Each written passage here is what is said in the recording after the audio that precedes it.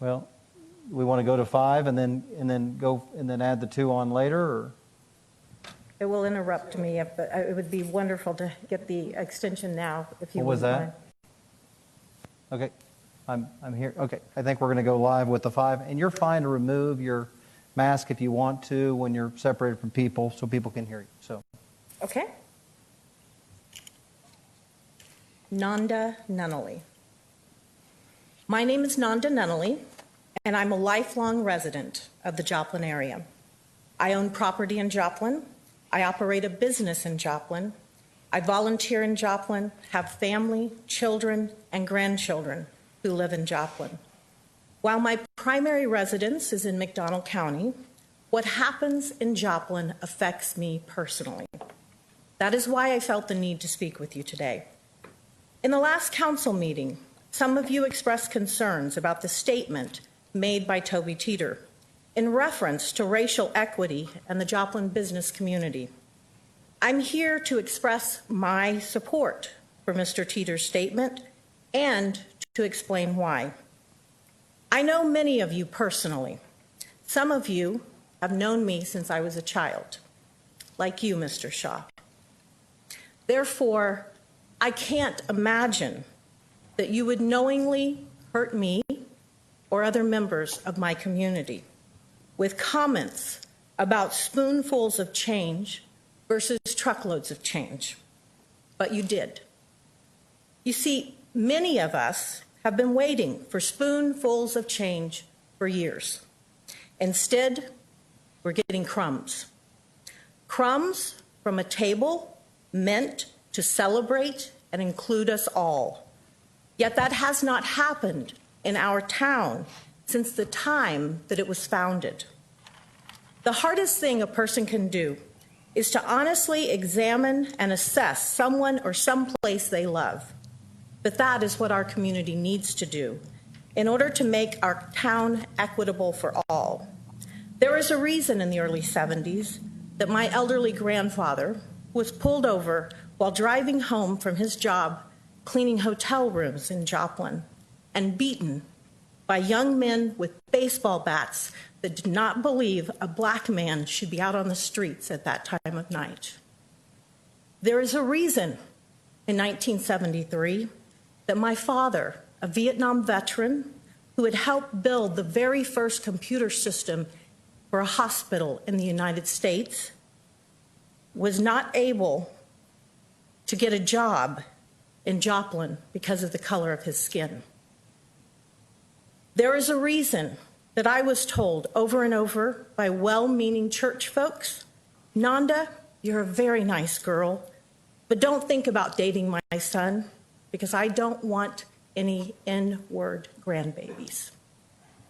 There is a reason my own children were told by some of their school friends that they were not allowed to stay at my house or ride in the car with me because I was black. And there is a reason, as an anti-racism activist and community organizer, I am contacted on a weekly basis by members of our community who are experiencing racist, xenophobic, homophobic, sexist, and ableist discrimination in our community.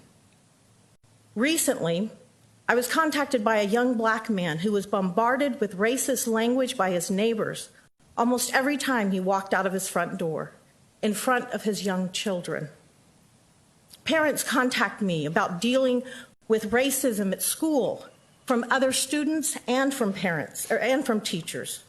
Members of our community have reached out about area police officers posting racist language on social media. And most recently, members of our community exposed one of our Jasper County assessors' xenophobic posts on social media.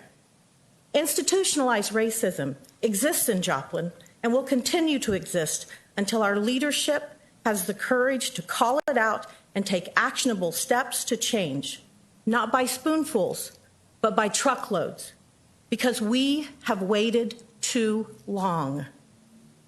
The communities most affected by discrimination deal with forms of abuse and othering on a day-to-day basis. That is why I support the statement from Toby Teeter, and I believe the City Council should not only affirm his statement, but should begin the process of affirming the entire community. As president of the Negro Service Council, one of the oldest organizations representing the Black community of Joplin, I am asking you, as elected members of the council, to take the necessary steps to build equity according to the plan that Mr. Teeter has laid out. Number one, review your policies, procedures, and practices. Number two, engage your stakeholders, which are the members of our community. Number three, report your findings to your stakeholders. And I'll take it a step further. Assemble an equity, diversity, and inclusion committee to make recommendations to the council.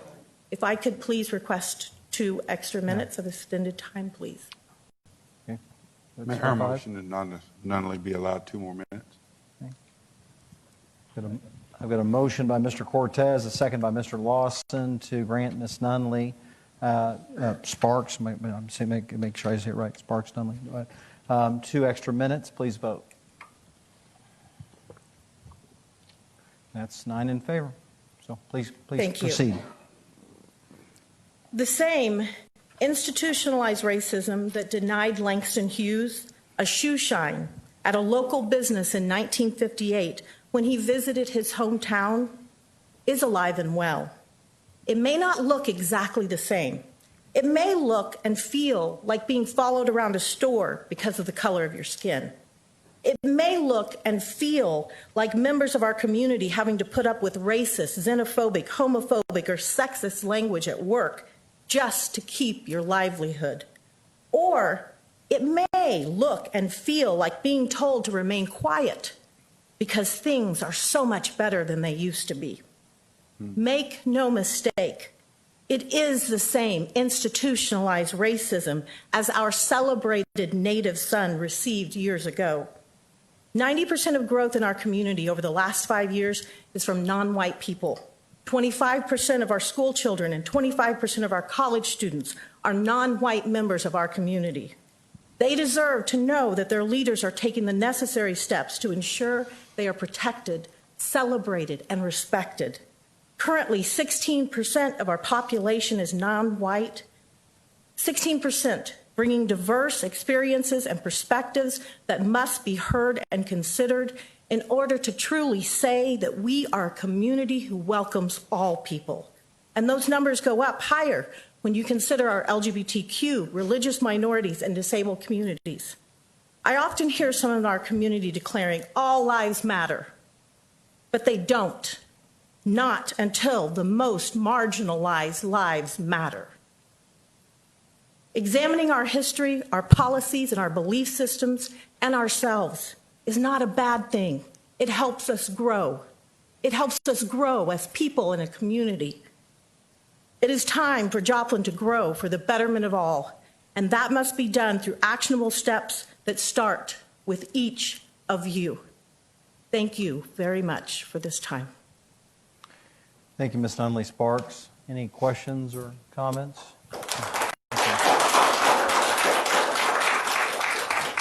She knew she needed 7 minutes. She knew she needed 7 minutes.